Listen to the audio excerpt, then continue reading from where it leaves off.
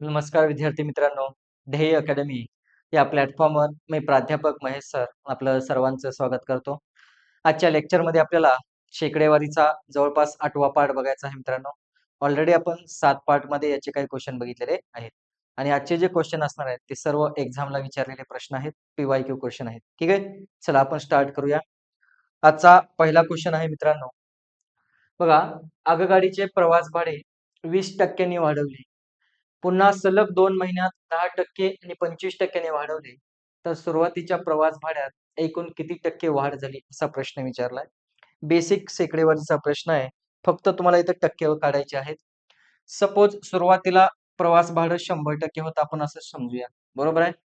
जर सुरुवातीला 100% प्रवास भाडं असेल मित्रांनो, मग त्यांनी क्वेश्चन मध्ये काय सांगितलंय, तर पहिल्यांदा 20% वाढवले म्हणले प्रवास भाडं.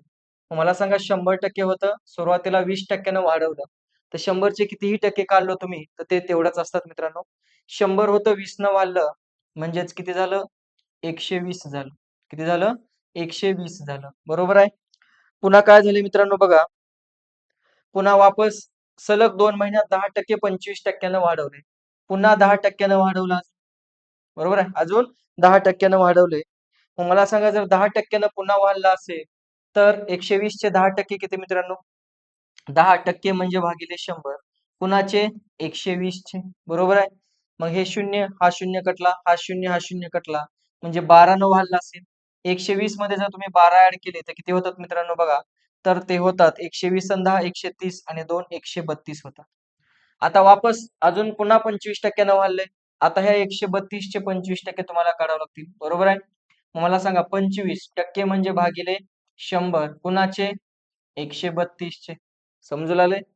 चला, 25 एक 25, 25 चौक 100, 4 चा भाग गेला, 4 त्रिकोण 12, एक उरला 12 झाले, 4 त्रिकोण 12 म्हणजे 33 न वाढल. मग 132 होतं, अजून 33 न वाढेल मित्रांनो. तर 132 प्लस 33 म्हणजे किती होईल प्रवास भाडं? तर 3 आणि 2 5, 3 आणि 3 6 आणि हे 165 होईल. तर विचारले सुरुवातीच्या प्रवास भाड्यात किती टक्क्यांची वाढ झाली? सुरुवात किती होती मित्रांनो? 100 होतं आणि आता नंतर 3 न वाढल्याच्या नंतर पुन्हा शेवटी किती आले? 165 आले. तर 100 पासून 165 झालं म्हणजे किती टक्क्याची वाढ झाली? तर 65% वाढ झाली. बरोबर आहे. म्हणून या प्रश्नाचा आन्सर 65%, जे तुम्हाला ऑप्शन नंबर 1 मध्ये दिसतंय. ठीक आहे. साधा प्रश्न आहे, अवघड काहीच नाही, फक्त टक्के तुम्हाला काढत जायचे आहे. चला पुढे जाऊ आपण. पहिला प्रश्न आहे मित्रांनो, एका गावात मराठी जाणणारे 82%, बघा, ज्यांना मराठी भाषा येते असे किती टक्के लोक आहेत? तर 82% आहेत. हिंदी जाणणारे 76% लोक आहेत. 76% हिंदी जाणणारे. आणि दोन्ही मधले मायनस करायचं शॉर्टकट माहिती आहे तुम्हाला.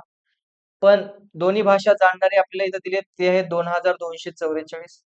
आणि इथं सांगितलंय जर त्या गावात दोन्ही भाषा न जाणणारे 8% लोक असतील, म्हणजे जर न जाणणारे 8% असतील, तर जाणणारे किती असतील मित्रांनो दोन्ही भाषा? टोटल 100% असतं का नाही?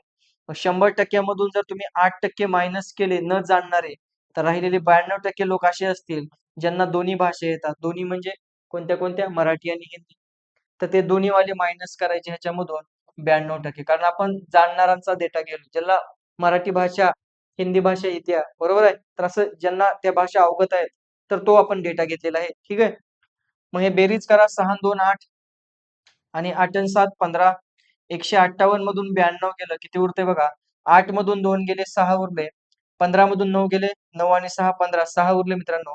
म्हणजे आपल्याकडे 66% लोक असे आहेत ज्यांना दोन्ही भाषा येतात. आणि क्वेश्चन मध्ये त्यांनी असं सांगितलंय की दोन्ही भाषा येणारे लोक किती आहेत? तर ते आहेत 2244. बरोबर आहे. तर ते 66% म्हणजे 2244 आहे. तर विचारले गावची लोकसंख्या, तर टोटल किती असतं टक्केवारीमध्ये? 100% असतं. तर 100% बरोबर किती? ठीक आहे. 11 सकी 66, 11 दुनी 22, 0 11 चौक 44, साहित्रिक 18, 2 उरले मित्रांनो, 24 झाले. साहिंचोक 24, 34 गुणिले 100 म्हणजेच टोटल लोक किती असतील त्या गावामध्ये? तर ते असणार आहे मित्रांनो 3400. म्हणून या प्रश्नाचा आन्सर 3400, जे तुम्हाला ऑप्शन नंबर 3 मध्ये दिसतं. ठीक आहे.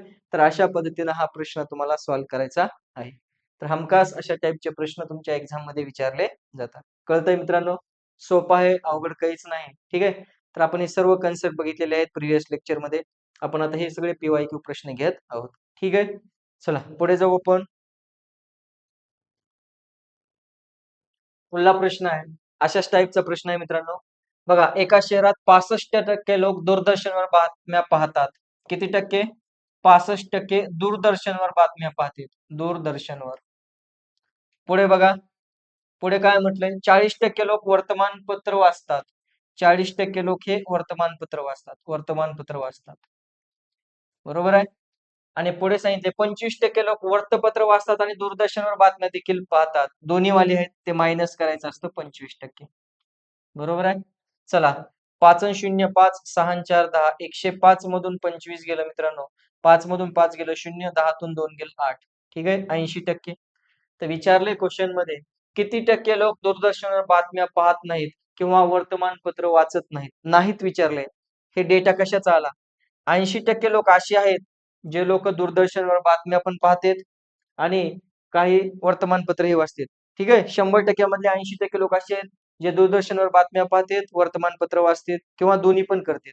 आपल्याला न करणारे विचारले, म्हणजे बातम्याही पाहत नाहीत आणि वर्तमानपत्रही वाचत नाहीत. तर टोटल किती असतं मित्रांनो? 100% असतं.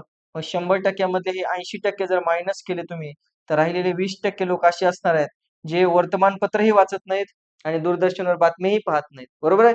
म्हणून या प्रश्नाचा आन्सर 20% जे तुम्हाला ऑप्शन नंबर 4 मध्ये दिसतंय. कुठं दिसतंय? ऑप्शन नंबर 4 मध्ये. ठीक आहे. तर अशा पद्धतीनं हा प्रश्न तुम्हाला सॉल्व्ह करायचा आहे. ठीक आहे मित्रांनो, समजतंय? हमखास प्रश्न विचारला जातो अशा टाईपचा एक्झाम मध्ये. ठीक आहे. तर हे तुम्हाला या पद्धतीनं सॉल्व्ह करायचं आहे. चला पुढे जाऊ आपण.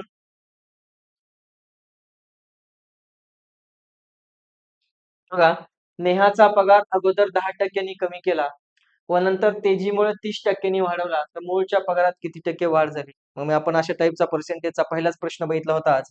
मूळचा पगार किती असतो तिचा? 100% असतो. आपण 100% घेऊन चालतो. ठीक आहे. कारण 100चे टक्के काढणं सोपं जातं. टक्केवारी म्हणजे बेस 100 असतो, सोपं जातं. बघा, पहिल्यांदा अगोदर 10% कमी केलाय म्हणलं. कमी म्हणलं तर 100 मधून मायनस करायचं मित्रांनो. कमी झाला. मग 100चे 10%, 100चे कितीही टक्के काढले तर तीच व्हॅल्यू असते.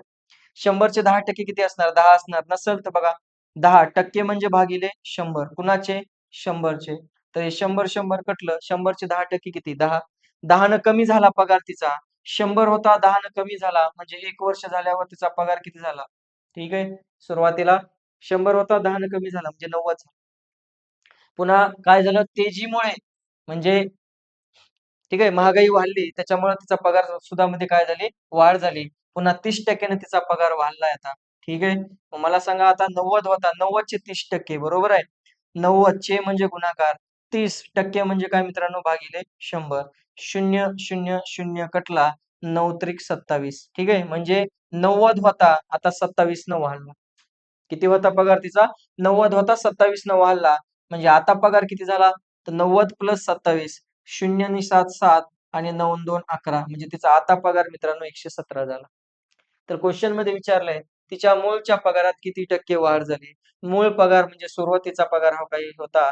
मग तिचा मूळ पगार किती होता मित्रांनो? तर मूळ पगार 100% होता. बरोबर आहे? आणि आता किती झाला तिचा पगार? बघा 100 होता आणि तिचा पगार आता 117 झाला. 100 पासून 17 झाला म्हणजे कितीनं वाढ झाली 100 मध्ये? 17% वाढ झाली. बरोबर आहे? म्हणून या प्रश्नाचा आन्सर 17% जे तुम्हाला ऑप्शन नंबर 1 मध्ये दिसतंय. दिसतंय 1 नंबरमध्ये? तर अशा पद्धतीने हा प्रश्न तुम्हाला सॉल्व्ह करायचा आहे.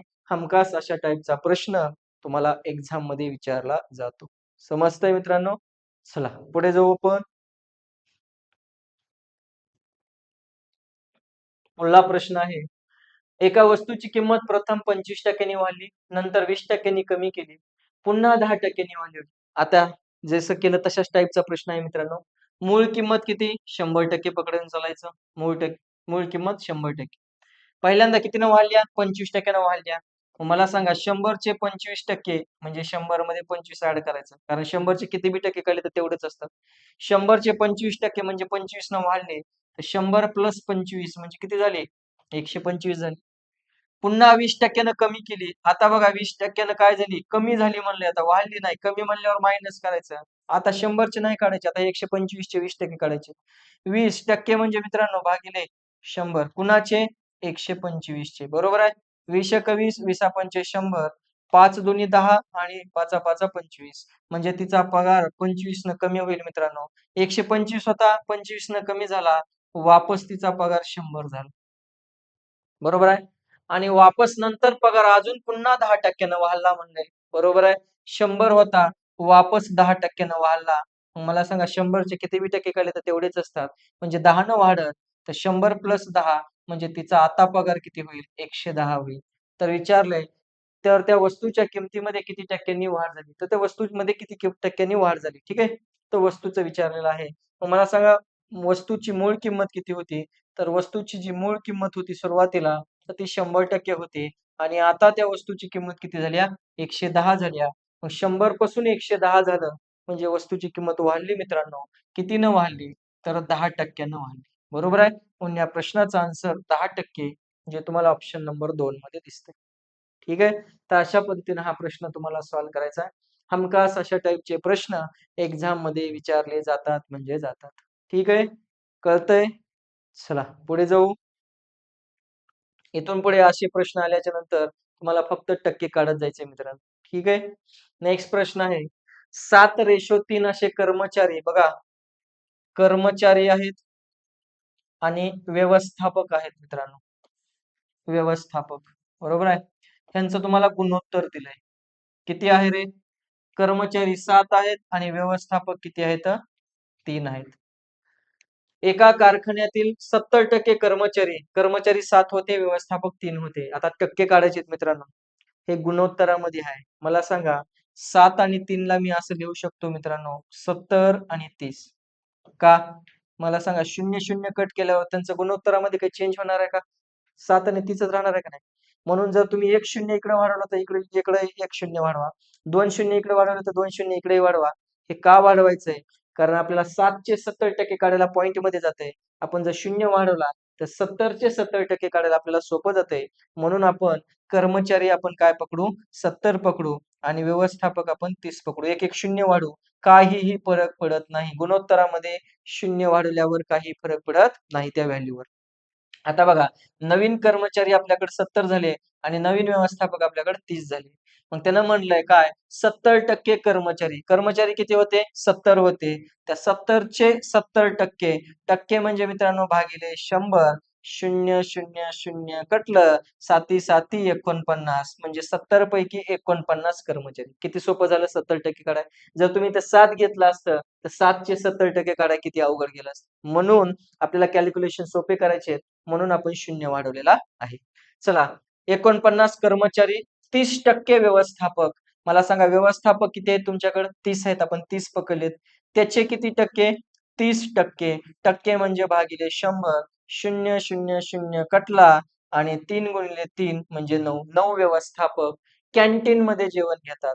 70 पैकी 49 कर्मचारी कॅन्टीनमध्ये जेवण घेतात आणि 30 व्यवस्थापक होते. त्याच्यापैकी 9 व्यवस्थापक कॅन्टीनमध्ये जेवण घेतात. तर कॅन्टीनमध्ये जेवण घेणाऱ्यांचे एकूण प्रमाण किती? एकूण विचारलंय. मग एकूणमध्ये कोण आलं तुमचं? तर एकूणमध्ये कर्मचारी पण आले आणि एकूणमध्ये व्यवस्थापक पण आले. मग मला सांगा मित्रांनो, त्या कॅन्टीनमध्ये 70 कर्मचारी होते. त्याच्यापैकी 49 कर्मचारी कॅन्टीनमध्ये जेवण घेतात. बरोबर आहे? आणि 30 व्यवस्थापक होते. त्याच्यापैकी 9 व्यवस्थापक कॅन्टीनमध्ये जेवण घेतात. तर कॅन्टीनमध्ये जेवण घेणाऱ्यांची संख्या किती झाली? 49 कर्मचारी आणि 9 व्यवस्थापक आणि त्याचे टक्के काढायचे तुम्हाला. कितीपैकी? तर 7 आणि 3 नाही घ्यायचं. आपण 0 वाढवलं होतं. म्हणजे कर्मचारी 70 होते तुमच्याकडं आणि व्यवस्थापक 30 होते. तर असं 70 आणि 30 100 झालं आणि वरी 49 आणि 9 किती झालं? 9 9 18 हातचा आला 1 बरोबर आहे. तर 58 कर्मचारी आणि व्यवस्थापक मिळून कॅन्टीनमध्ये जेवण घेतात आणि कितीपैकी 70 आणि 30 100 पैकी टक्के काढायचेत म्हणून इंटू 100 असतं. तर हे 100 हे 100 कटलं मित्रांनो. म्हणजे किती टक्के? तर टक्केवारीत विचारलं तर 58% म्हणून या प्रश्नाचा आन्सर 58% जे तुम्हाला ऑप्शन नंबर 2 मध्ये दिसतंय. 58% लोक असे आहेत. लोक म्हणजे कोण आहेत? तर कर्मचारी आहेत आणि व्यवस्थापक आहेत. तर कर्मचारी आणि व्यवस्थापक मिळून 58% आहेत जे कॅन्टीनमध्ये जेवण घेतात. म्हणून या प्रश्नाचा आन्सर ऑप्शन नंबर 2 आहे. ठीक आहे. तर अशा पद्धतीनं किती अवघड प्रश्न आपण किती सोपा केलेला आहे. ठीक आहे. चला पुढे जाऊ आपण. आय होप तुम्हाला समजलं असेल इन डिटेलमध्ये. ठीक आहे. चला मित्रांनो, तुम्ही आधी पॉज करून आधी सॉल्व्ह करायचा प्रयत्न करा आणि नाही आल्याच्या नंतर तुम्ही सोल्युशन बघा. ठीक आहे. हां, 2 उमेदवार असणाऱ्या एका निवडणुकीमध्ये सपोज ए आणि बी हे 2 उमेदवार आहेत असं आपण पकडूया. 135 मते अवैध ठरली. 135 मतं काय आहेत? इनव्हॅलिड आहेत मित्रांनो. कसली आहेत? इनव्हॅलिड म्हणजेच काय म्हणायचं त्याला? अवैध मतं, बाद मतं झालेली आहेत ती काही. ठीक आहे. अवैध मतं आहेत किती? तर 135 मतदान हे बाद झालेलं आहे, इनव्हॅलिड आहे. पुढे यशस्वी उमेदवाराला वैध मतांच्या 70% मते मिळाली. मग टोटल तुम्हाला माहिती आहे मित्रांनो किती असतं? टक्के म्हणलं की टोटल 100% असतं आणि 100% पैकी यशस्वी म्हणजे जो जिंकलेला आहे. सपोज ए विन झाला, जिंकला, तर त्याला 100च्या 70% मतं पडले. मग जर ह्याला 70% पडले असतील, तर राहिलेला जो हारला असेल त्याला 30% पडले असतील. आणि मग कितीनं मतांना जिंकला? तर ह्या दोघांचा गॅप बघा. 70 मधून 30 गेले म्हणजे तो 40% मतांना जिंकला. आपल्याकडे 40% मतांना जिंकला आणि क्वेश्चनमध्ये सांगितलंय 40,000 मतांनी. किती मतांनी? 40,000 मतांनी तो विजयी झाला. तर एकूण मतदान किती झाले? टोटल किती होतं? मित्रांनो 100% होतं. तर 100% बरोबर किती? 0-0 कटला मित्रांनो. किती येईल? 4 एक 4, 1 2 3 हे 3 शून्य आणि हे 1000 गुणिले 100 म्हणजेच 1 2 3 4 5 शून्य एकावर म्हणजेच टोटल मतदान किती झालं मित्रांनो? तर 1,00,000 मतदान झालं. ऑप्शनमध्ये 1,00,000 दिसतंय. आम्ही लगेच टिक करतो आणि आम्ही पुन्हा बाहेर आल्याच्या नंतर कळतं, की आपलं क्वेश्चन चुकलेलं आहे. शेवटची लाईन आपण नीट वाचत नाही. एकूण मतदान किती झालं असं विचारलंय. टोटल मतदान 1,00,000 झालं, परंतु त्याच्यामध्ये अजून इनव्हॅलिड मतं ॲड करायची राहिली आपली. तर बाद मतदान 135 झालं होतं. तर ते 1,00,000 मध्ये 135 ॲड करावं लागेल अजून. तर हे 5, हे 3, हे 1, 0, 0 म्हणजे 1,00,135 टोटल मतदान झालं. म्हणून या प्रश्नाचा आन्सर 1,00,000 नाही, जे ऑप्शन नंबर 1 मध्ये दिसतंय ते ऑप्शन आहे 1,0135. ठीक आहे. क्वेश्चन काय विचारलाय काळजीपूर्वक वाचायचं. ठीक आहे. घाई गडबडीमध्ये ऑप्शनला टिक करायचं नाही. कळतंय मित्रांनो? तर अशा पद्धतीने हा प्रश्न तुम्हाला सॉल्व्ह करायचा आहे. ठीक आहे. चला पुढे जाऊ. पुढला प्रश्न आहे. एका विमानात 500 प्रवासी होते. बघा 500 प्रवासी होते मित्रांनो आणि या 500 प्रवाशीपैकी बघा 45% पुरुष आहेत. 45% काय आहेत? पुरुष आहेत. हे टोटल आहे. व्हॅल्यूमध्ये टोटल दिलंय. 20% मुले आहेत. 20% मित्रांनो मुले आहेत. बरोबर आहे. तर स्त्री प्रवाशांची संख्या किती? आपल्याला स्त्री प्रवाशांची संख्या काढायच्या. मग तुम्ही काय काढणार? 45% काढणार, 20% काढणार, त्यांची बेरीज करणार, पुन्हा 500तून मायनस करा, जे राहिलं ते स्त्री. एवढं कशाला कुठाने करायचे बाळांनो? आपल्याला माहिती आहे टक्के म्हणजे टोटल किती असतं? 100 असतं का नाही? मग मला सांगा जर टोटल 100% असेल, तर त्या 100% पैकी 45% पुरुष आहेत आणि 100% पैकी 20% मुले आहेत. म्हणजे टोटल किती झालेलं आहे? 45% पुरुष, 20% मुले, 5 आणि 4 अन् 2 6 65% गेले. 100चे पैकी 65% गेले. म्हणजे उरलेल्या 35% काय असतील? स्त्रियांची संख्या असेल. 100 मधले 35 गेले म्हणजे 65 गेले म्हणजे उरले किती? 35% उरले. जे उरलेले 35% असेल, ती स्त्रियांची संख्या असेल. मग तेच विचारले तुम्हाला, स्त्री प्रवाशांची संख्या किती? तर स्त्रिया 35% आहेत. तुम्हाला टक्केमध्ये नाही विचारलं, व्हॅल्यूमध्ये विचारलंय. तर कितीपैकी टोटल किती होते? 500 लोकं होते. तर त्या 500 पैकी 35% स्त्रिया आहेत. म्हणून त्या 500चे 35% काढा. हे 2 शून्य, हे 2 शून्य कटले. 5 25, हातचे 2 आले. 5 त्रिक 15 अन् 2 17 म्हणून स्त्री प्रवाशांची संख्या 500 पैकी 175 स्त्री प्रवाशांची संख्या असेल. म्हणून या प्रश्नाचा आन्सर 175 असेल. अप्रोच भरपूर असतात मित्रांनो. पण तुम्ही कितीही अवघड प्रश्न किती सोपा करता, हे तुमच्या दृष्टिकोनातून महत्त्वाचं आहे. हा प्रश्न अनेक मेथडनं तुम्हाला सॉल्व्ह करता येईल. पण बेस्ट अप्रोच कोणता आहे? तर बेस्ट अप्रोच हाच आहे. ठीक आहे. 100 मधून पुरुष आणि मुले यांची बेरीज करून वजा करा. 45 आणि 20 65 होतं, 100 मधले 65 गेले म्हणजे उरलेल्या 35% स्त्रिया असतील. ठीक आहे. तर टोटल 500चे 35% ते 175, म्हणून स्त्री प्रवाशांची संख्या 175. ठीक आहे. तर अशा पद्धतीने हा प्रश्न तुम्हाला सॉल्व्ह करायचा आहे. नेक्स्ट प्रश्न मित्रांनो, एका 16,000 किमतीच्या यंत्राची किंमत दरवर्षी 5% कमी होते म्हणल्या, तर 2 वर्षानंतर त्याची किंमत किती होईल?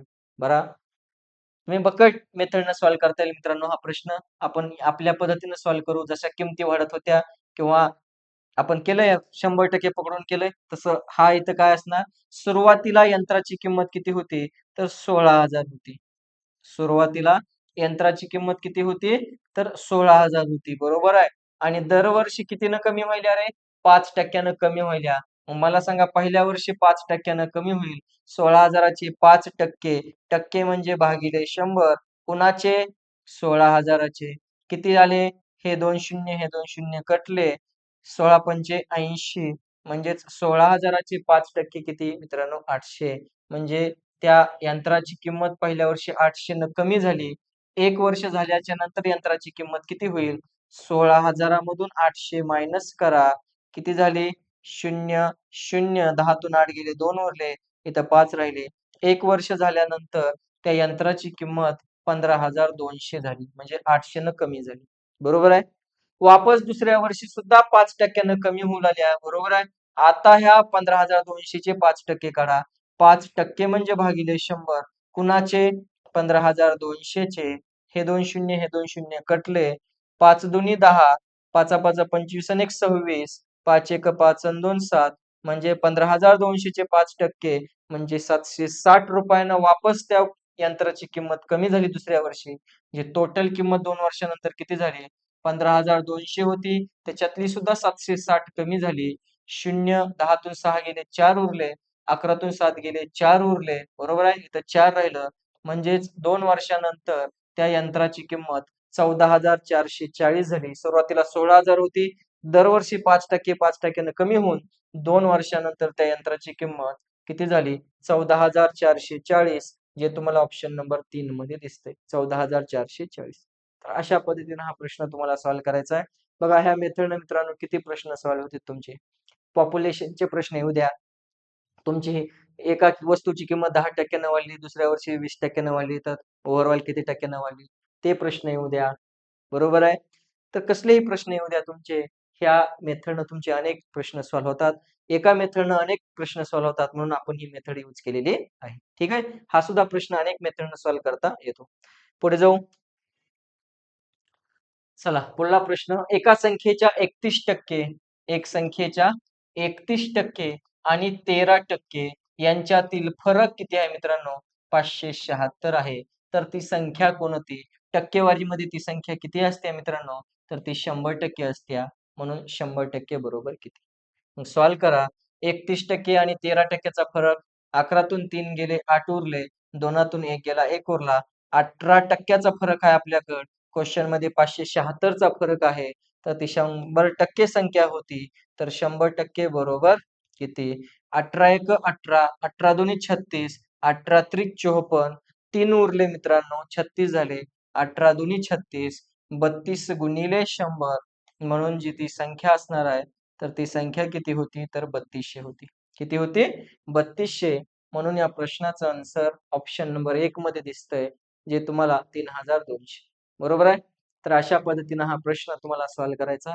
हा सुद्धा प्रश्न तुम्ही अनेक मेथडनं सॉल्व्ह करू शकता. पण बेस्ट अप्रोच हाच आहे आपला. ठीक आहे? टक्के काढता आले पाहिजे फक्त.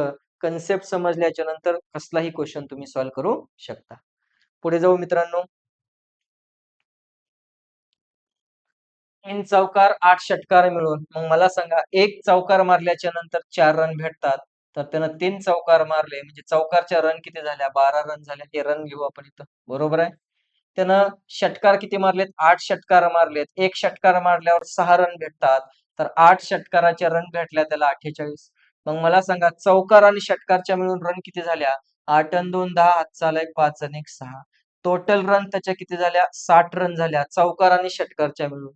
त्यानं टोटल रन 110 धावा काढल्यात. धावा किती काढल्या टोटल? 110 धावा काढल्यात. तर फलंदाजाच्या पळून काढलेल्या धावांची टक्केवारी किती? मग मला सांगा, हे 60 धावा त्यानं चौकार आणि षटकार मिळून काढल्यात. टोटल धावा त्यानं 110 धावा काढल्यात. 110 मधून जर 60 मायनस केलं, शून्यातून शून्य गेला शून्य, 11तून 6 गेलं 5, ह्या ज्या 50 धावा असणार आहेत किंवा रन्स असणार आहेत, ह्या त्यानं कशा काढल्या असणार आहेत? तर त्या पळून काढलेल्या असणार आहेत. टोटल 110 होत्या. त्या 110 मध्ये त्यानं काही पळून काढल्या होत्या, काही षटकार आणि काही चौकारच्या होत्या. तर चौकारच्या 12 रन होत्या आणि षटकारच्या 48 रन होत्या. तर चौकार आणि षटकारच्या मिळून टोटल 60 धावा होत्या. किती पैकी? 110 पैकी. मग 110 पैकी चौकार आणि षटकारच्या 60 धावा असतील, तर राहिलेल्या 110 मधून 60 गेल्या. जे 50 धावा असतील ते त्यानं पळून काढल्या होत्या. तर त्याच तुम्हाला काय विचारलंय क्वेश्चन मध्ये? पळून काढलेल्या धावांची टक्केवारी विचारल्या. तर पळून धावा त्यानं किती काढल्यात मित्रांनो? 50 धावा पळून काढल्यात. किती पैकी? टोटल पैकी. टोटल धावा त्यानं 110 काढल्या होत्या. म्हणून ते खाली टक्के काढायचे, म्हणून येतो 100. 0-0 कटला मित्रांनो. 5 गुणिले 100 म्हणजेच 500 भागिले 11. तर त्याला जर सॉल्व्ह केलं तुम्ही, तर 11 5 55 मोठं होतंय. 11 चोक 44. किती उरले? 6 उरले. 60 झाले. 11 5 55. 5 उरले आणि ज्यानं भागलं ते खाली. म्हणून पळून काढलेल्या धावांची टक्केवारी 45.5/11% जे तुम्हाला ऑप्शन नंबर 2 मध्ये दिसतंय. 45.5/11%. तर अशा पद्धतीनं हा प्रश्न तुम्हाला सॉल्व्ह करायचा आहे. एक्झाम मध्ये असा प्रश्न, हा एक्झाम मधलाच प्रश्न आहे मित्रांनो, विचारलेला आहे. बऱ्याच वेळेस एक्झाम मध्ये विचारलेला प्रश्न आहे. ठीक आहे, चला पुढे जाऊ. आजचे सर्व प्रश्न PYQच आहेत मित्रांनो, तुम्ही काढून बघा पेपर. एका परीक्षेमध्ये 35% विद्यार्थी पास झाले. टोटल विद्यार्थी मित्रांनो 100% असतात टक्केवारीमध्ये, बरोबर आहे. मग 100% 35% विद्यार्थी काय झालेत मित्रांनो? पास झालेत. आणि क्वेश्चन मध्ये सांगितले 455 विद्यार्थी नापास झालेत. 100%तले 35% पास झाले असतील, तर राहिलेले 65% विद्यार्थी काय झाले असतील मित्रांनो? नापास झाले असतील का? मग आपल्याकडे किती नापास झालेत? आपल्याकडे 65% नापास झालेत आणि क्वेश्चन मध्ये सांगितले 455 विद्यार्थी नापास झालेत. तर परीक्षेला एकूण विद्यार्थी बसले होते. टोटल किती असतं? तर 100% असतं. तर टोटल 100% विद्यार्थी परीक्षेला बसले होते. तर 100% बरोबर किती? सॉल्व्ह करू आपण. 13 पाची 65, 13 त्रिक 39, 6 उरले 65 झाले. 13 पाची 65, 5 एक 5, 5 सत्त 35, 7 गुणिले 100 म्हणजेच टोटल परीक्षेला बसलेल्या विद्यार्थ्यांची संख्या मित्रांनो 700 होती. जे तुम्हाला ऑप्शन नंबर कुठं दिसतंय? 2 मध्ये दिसतंय. कुठं दिसतंय? 2 मध्ये. तर अशा पद्धतीनं हा प्रश्न तुम्हाला सॉल्व्ह करायचा आहे. सर्व महत्वाचे प्रश्न आहेत. आजचे जे एवढे काय प्रश्न आहेत, सर्वचे सर्व PYQ प्रश्न आहेत. असेच प्रश्न एक्झामला तुमच्या विचारले जातात. ठीक आहे, चला पुढे जाऊ. नेक्स्ट प्रश्न मित्रांनो, साखरेची किंमत 60% वाढली. मी हा प्रश्न तुम्हाला कसा सॉल्व्ह करायचा आहे सांगितलेला आहे, कन्सेप्ट सांगितलेली आहे. मी तुम्हाला सांगितलं होतं मित्रांनो, आठवत नसेल तर मी सांगतो. किंमत आणि क्वांटिटी, बरोबर आहे. त्यांचा जर तुम्ही गुणाकार केला, तर तुम्हाला काय भेटतंय म्हणलं होतं? खर्च, म्हणजे तुमचा जो एक्सपेंडिचर असते सांगितलं होतं. आणि जर तुमचा खर्च सारखा असेल, तर तुमची किंमत वाढली, तर तुम्हाला क्वांटिटी कमी भेटत्या आणि किंमत कमी झाली, तर ऑटोमॅटिक क्वांटिटी जास्त भेटते. बरोबर आहे, हे सांगितलं होतं आपण. मला सांगा, साखरेची किंमत 60% न वाढली. जर सुरुवातीला 100 असेल किंमत, किमतीचा आपण रेशो घेऊ. जर सुरुवातीला 100% किंमत असेल, तर वाढली म्हणले 60% न म्हणजे 160 झाली. जर किंमत वाढली, तर क्वांटिटी कमी भेटणार का नाही मित्रांनो? क्वांटिटीचा रेशो उलटा असणार, तर 160 रेशो 100 असणार. मग पहिली 160 किलो जर क्वांटिटी भेटत असेल, तर आता 100च किलो भेटायल्या. किती न कमी भेटायल्या मित्रांनो? 60 न कमी भेटायली.